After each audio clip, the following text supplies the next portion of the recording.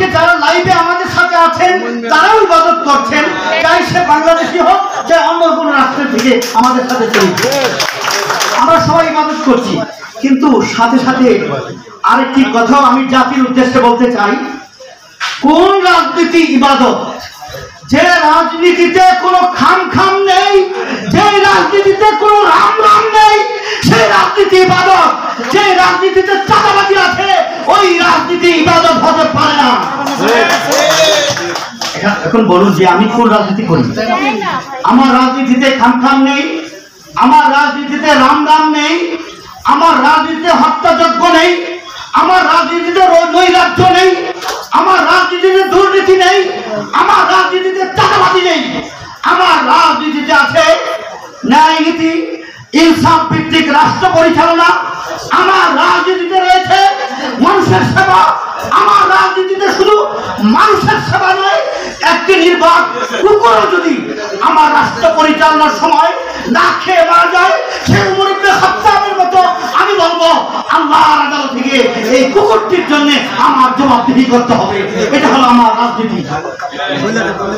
সাথী বন্ধুগণ, এই জন্য আজকে যারা জুলাই অভ্যুত্থানের পরে শত শত ছাত্র, শত শত জনতার জীবন বিসর্জনের পরে এখন যে বাংলাদেশ আমরা পেয়েছি, এই বাংলাদেশে যারা চাঁদাবাজি করছেন, এই বাংলাদেশে চাঁদাবাজদেরকে যারা শক্তি দিচ্ছেন, যারা দুর্নীতি করছেন, দুর্নীতিবাজদেরকে যারা শক্তি যুগে দিচ্ছেন, আমি তাদের উদ্দেশ্যে বলতে চাই, 16 বছরের প্রতিষ্ঠিত ফ্যাসিবাদ শক্তিকে যে আল্লাহ একদিনের মধ্যে বাংলাদেশ থেকে তাড়িয়ে ভারতে নির্বাসন করতে পেরেছেন, আপনাদেরকেও ওই আল্লাহ নির্বাসিত করতে সময় নেবেন না। ঠিক কি না বলে? জাতীয় বন্ধুগণ, এরপরে আমি বলতে চাই ডক্টর ইউনূস সাহেবকে নিয়ে একটা কথা, একটা বার্তা। আপনাকে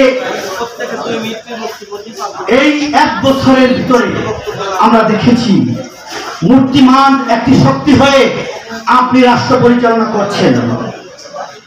ডক্টর ইউনূস সাহেব, আপনাকে একটি ছোট্ট কথা স্মরণ করে দিতে চাই, এই দেশের জনগণের মনের আকাঙ্ক্ষা আপনি বাস্তবায়ন এখনো করতে পারেননি।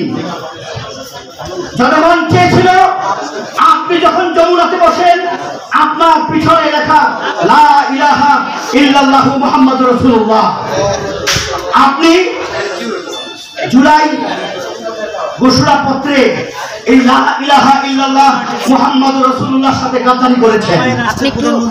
আপনি লা ইলাহা ইল্লাল্লাহ মুহাম্মাদুর রাসূলুল্লাহর এই কালেমার সাথে বেঈমানি করেছেন।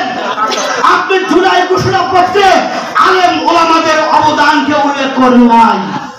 আপনি জুলাই ঘোষণাপত্রে সেই শাপলা চত্বরের গণহত্যার বিচারের কথা আপনি উল্লেখ করেন নাই। আপনি ঘোষণাপত্রে ওলামায়ে কেরাম এই দেশের জন্য জীবন বিসর্জন দিয়েছেন তা তো উল্লেখ করেনই নাই, বরং আপনি এখন নারী কমিশনের মতো একটা সেই অনিসলামিক কার্যকলাপ যারা থিওরি বানিয়ে পেশ করছে এদেরকে আপনি সাপোর্ট করছেন, অনুমোদন দিচ্ছেন, প্রতিষ্ঠিত করছেন।